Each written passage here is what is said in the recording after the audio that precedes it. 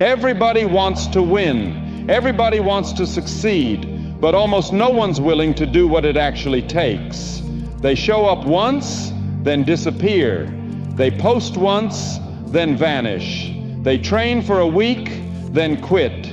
But success doesn't reward effort, it rewards consistency. Not who's loudest on day one, but who's still grinding when it's boring, still pushing when nobody's clapping, still locked in when motivation is gone. You don't need talent. You don't need perfect timing. You just need to keep showing up day after day, hour after hour. When it's hard, when it's uncomfortable, when nobody's watching, that's the difference.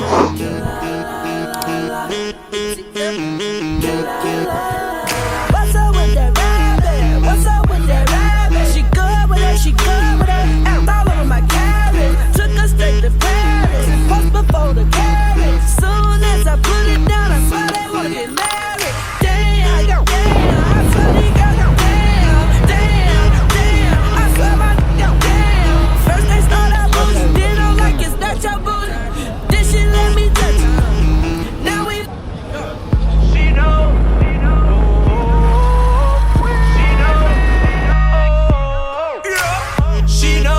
I've been waiting just to take it down.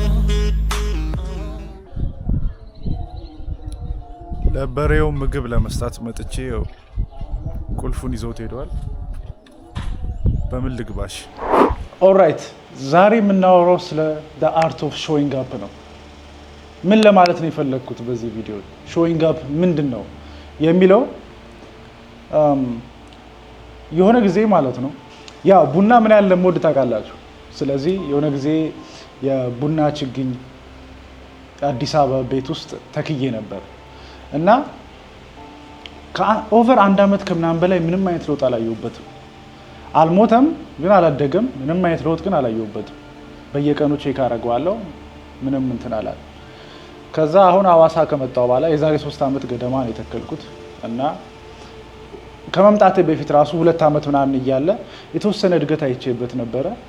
ከዛ ኦኬ ያደገ ነው አላልኩ። ከዛ አሁን እዚህ ከመጣው በኋላ ቤተሰብ ፎቶ ልኮልኝ ሳየው አበባ አፍርቶ ብዙ ፍሬ ይዟልና ያው ይሄን ኤግዛምፕል ይሰጧችሁ እኔ ረጅም ጊዜ ለውጡ አልታየኝም፣ ግን አትክልቱ ሾዋፕ እያደረገ ነበር።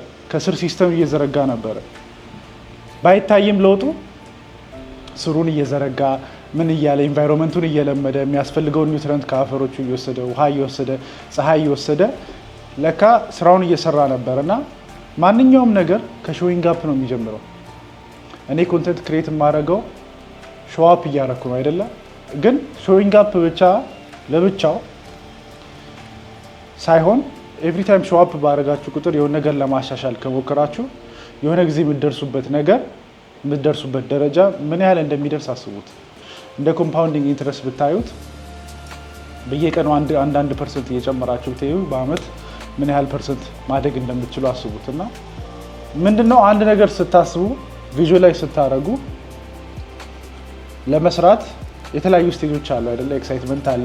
ከዛ ደግሞ የሚያስፈልገው ነገር ሲገባችሁ ሪስኩ ሲገባችሁ ደግሞ የምትደነግጡት ነገር አለና እንደዚህ ስታስቡት ኢምፖሲብል ሊሆን ይችላል። ግን ልክ ሾው አፕ ማድረግ ስትጀምሩ የሚከሰት ነገር አለ። ኦኬ አንደርስታንድ እያደረኩት እመጣለሁ። ምን እኔ አሁን ልክ በጂም እንደምታዩት ጂምም ጀስት ዴይ 1 ዴይ 2 እያልክ ሾው አፕ እያደረክ ነውና የመጀመሪያው ነገር አንድ ነገር ሙሉ ለሙሉ ማወቅ ወይ ሙሉ ለሙሉ መቻል ሳይሆን ሾው አፕ ከማድረግ ነው የሚጀምረው። ልክ እንደ ክላስ አቴንዳንስ በየቀኑ እየመጣችሁ አቴንዳንሱን ቼክ እንደማድረግ ማለት እና በየቀኑ ምን ያህል ድሪማችሁ ላይ እየሰራችሁ ያላችሁ አር ዩ ሾዊንግ አፕ?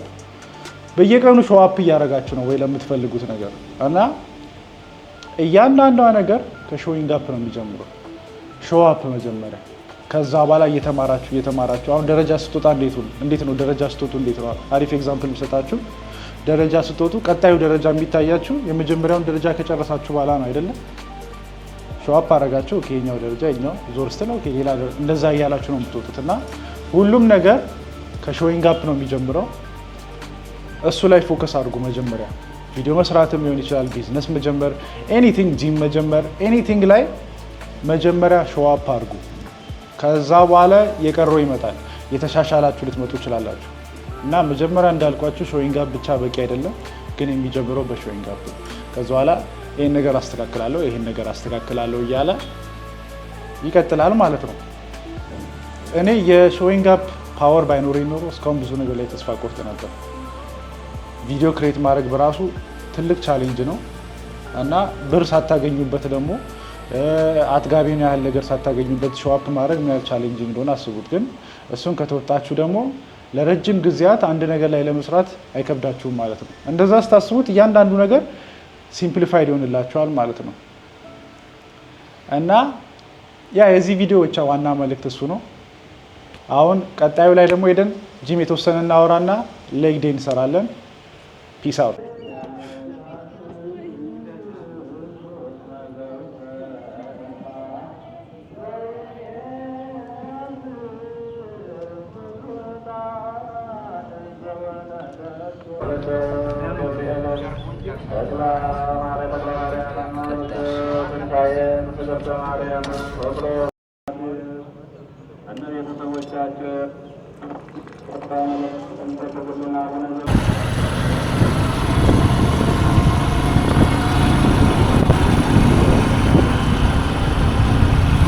አሁን ኳዴንም በዛውም ጉልበቴን ለማሟሟቅ ነው በሳይክል የጀመርኩትና ብቻ ኤኒዌይስ ዳመና ሆኖ ራሱ ሙቀቱ እኔ የሐዋሳ ሙቀት ባይቶ ይለያል ነው የምላችሁ። በስማ እና ኤኒዌይስ አሁን ዛሬ ለመምጣት አልፈለኩም፣ እውነት ለመናገር አልፈለኩም፣ ግን ግዴታ ነው ኮንሲስተንት መሆን፣ ዲሲፕሊንድ መሆን። በእርግጠኝነት ያው